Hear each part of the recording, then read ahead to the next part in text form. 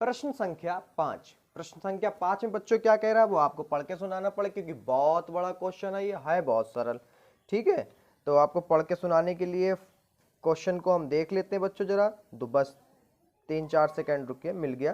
किसी कक्षा में 4 मित्र बिंदुओं ए बी सी डी और पर बैठे हुए हैं, जैसा कि आकृति 7.8 में दर्शाया गया है। चंपा और चमेली कक्षा के अंदर आती हैं और कुछ मिनट तक देखने के बाद चंपा चमेली से पूछती है, क्या तुम नहीं सोचती हो कि ए बी सी डी एक वर्ग है?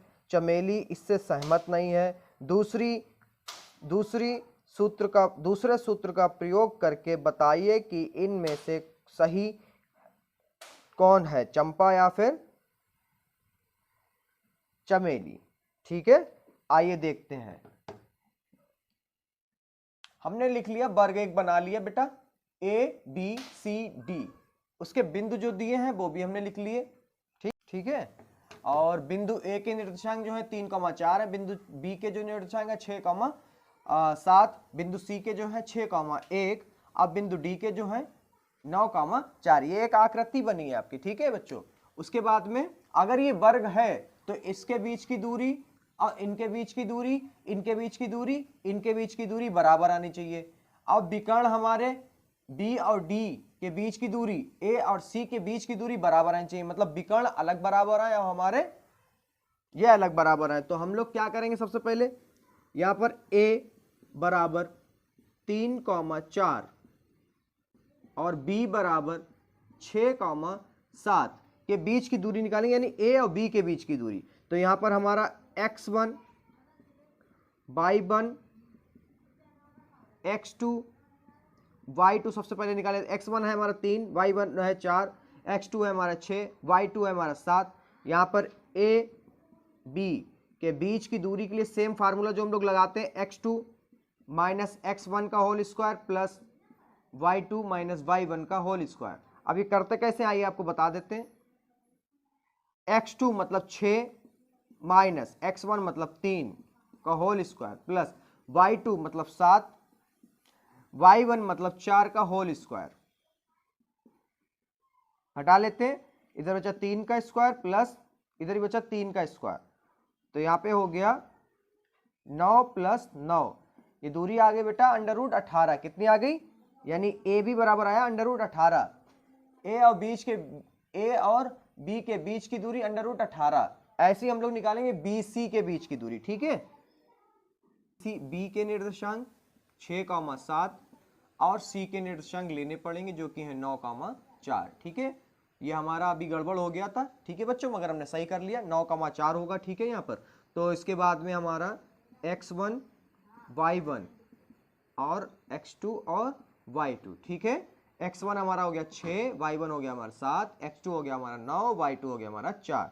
ठीक है, यहाँ पे लिखेंगे BC के बीच की दूरी निकालने के लिए सेम फार्मूला होता है, x2 माइनस x1 का whole square plus y2 minus y1 का होल स्क्वायर। ठीक है, अब हमारा यहाँ पर x2 कितना है बच्चों, x2 हो गया हमारा 9, अब x1 हो गया 6। ठीक है, प्लस y2 हो गया हमारा 4 और y1 हो गया हमारा 7 का होल स्क्वायर। ठीक है, उसके बाद में यहाँ पे बचा 3 का स्क्वायर प्लस माइनस 3 का स्क्वायर। यहाँ पे तो प्लस ही है, तो 3 3 9, ये भी प्लस हो जाएगा जब बाहर आएगा, स्क्वायर ओपन होगा तो ये हो जाएगा 9, यहाँ पे हो गया √18। ठीक है, तो BC के बीच की दूरी भी हमारी 18 आई बच्चों, अंडर रूट में वो भी। ठीक है, अब हम निकालेंगे CD के बीच की दूरी। तो यहाँ पे लिखेंगे C के निर्देशांक हमारे 9,4 और D के निर्देशांक हमारे 6,1। ठीक है बच्चों, तो यहाँ पर x1 y1 जैसे हम लोग निकालते वैसे ही x2 y2। ठीक है, x1 हो गया हमारा 9, ये हो गया 4, ये हो गया 6, ये हो गया 1। ठीक है, यहाँ पे CD के निर्देशांक हमारे हो जाएंगे, इस फार्मूला सेम बीच की दूरी वाला, y2 माइनस y1 का होल स्क्वायर। ठीक है, और यहाँ पे बच्चों x2 हमारा हो गया 6 माइनस x1 हो गया हमारा 9, ठीक है, स्क्वायर प्लस y2 हमारा हो गया 1 और यहाँ पे 4 का होल स्क्वायर, ठीक है बच्चों। उसके बाद में यहाँ पे आ गया माइनस का 3 का स्क्वायर प्लस माइनस का 3 का स्क्वायर। और माइनस का स्क्वायर तो आप लोग जानते हैं कि किसी का भी माइनस का स्क्वायर होगा तो वो -3 गुणे -3 लिखा जाएगा, तो 3 माइनस से माइनस कट जाएगा, 3 3 9 हो जाएगा, मतलब प्लस में आता है। तो यहाँ पर सेम हमारा 9 + 9 यानी बी सी और डी के बीच की दूरी भी हमारी आ गई 9 और 9 18, ये भी हमारी √18 आ गई। अब हमें निकालनी ए और डी के बीच की दूरी, तो यहाँ पे लिखेंगे ए के निर्देशांक बच्चों है 3,4 और डी के निर्देशांक हमारे हैं 6,1। तो यहाँ पर x1 y1 x2 y2, x1 हो गया 3, y1 हो गया 4, x2 हो गया 6, y2 हो गया 1, ठीक है। अब यहाँ पे सेम फार्मूला a d के बीच की दूरी निकालने के लिए सेम फार्मूला जो हम लोग अभी तक लगा रहे हैं, x2 - x1 का whole square plus y1 y2 - y1 का होल स्क्वायर, वैल्यू फिल करिए आंसर आ जाएगा। तो यहाँ पर x2 हमारा है 6, x1 है 3 का होल स्क्वायर प्लस y2 है हमारा 1 और y1 है हमारा 4 का होल स्क्वायर, ठीक है। यहाँ पर कितना आएगा 3 का स्क्वायर प्लस -3 का स्क्वायर। उसके बाद में 3 और 3 9, 3 3 9, इधर भी 3 3 9, फिर यहाँ पे √18। यहाँ पे मत कंफ्यूज होना, स्क्वायर जब ओपन होगा तो प्लस के होते तो माइनस से माइनस कट जाते हैं, ठीक है बच्चों। तो AD बराबर हमारा कितना आया √18। अब हमें क्या सारी भुजाएं इसकी जो है बराबर आई है, इसके ये बराबर, इसके ये बराबर, ठीक है। वर्ग में ये होता है, बस हमें विकर्ण पता करना, अगर बराबर आ गया तो ये हमारा सब वर्ग होगा, ठीक है। अब विकर्ण पता करने के लिए थोड़ा सा इसको हटा देते हैं, अगर आप लोग स्क्रीनशॉट लेना चाहें तो स्क्रीनशॉट ले सकते हैं।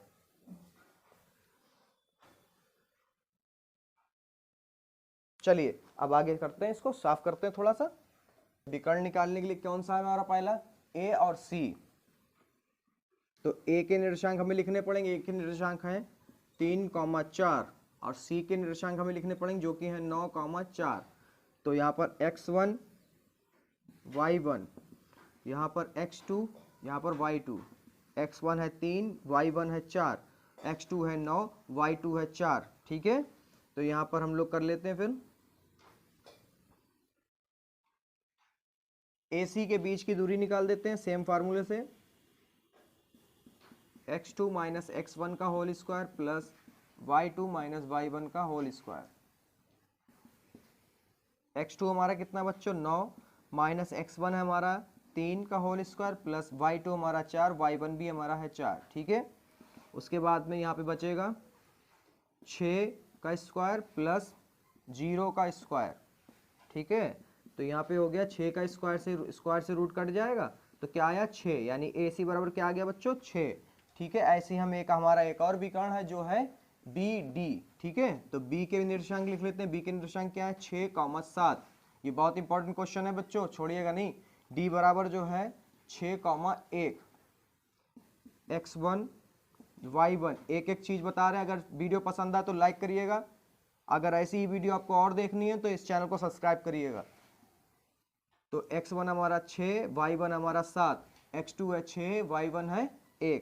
यहाँ पे BD की दूरी निकालने के लिए हमें लिखना पड़ेगा x2 - x1 का whole square plus y2 - y1 का होल स्क्वायर। उसके बाद में इसकी वैल्यू फिल करनी पड़ेगी, x2 हमारा है 6, y1 हमारा 6 का स्क्वायर प्लस y2 हमारा 1 और y1 हमारा 7 का होल स्क्वायर, ठीक है। यहाँ पे बच्चों 6 में से 6 गया 0 प्लस 1 में से 7 गया माइनस का 6 का स्क्वायर। अब आप सभी जानते हैं स्क्वायर से जब बाहर निकलेगा तो 36 आएगा, और 36 किसका स्क्वायर होता है 6 का, और ये कटेगा तो कितना आएगा, यानी BD हमारे विकर्ण भी बराबर है, ठीक है। तो इसके आगे हम लिख सकते हैं कि हमारे यहाँ पे लिखेंगे बच्चों, क्या लिखेंगे जरा ध्यान से देखिएगा। इसके आगे जब पूरा सवाल आप कर लें तो यहाँ पे लिखिएगा अतः AB बराबर किसके आया BC बराबर किसके आया CD, और CD बराबर किसके आई थी AD है। बी सी डी वर्ग के विकर्ण या ए बी सी डी के विकर्ण ए सी बराबर बी डी है,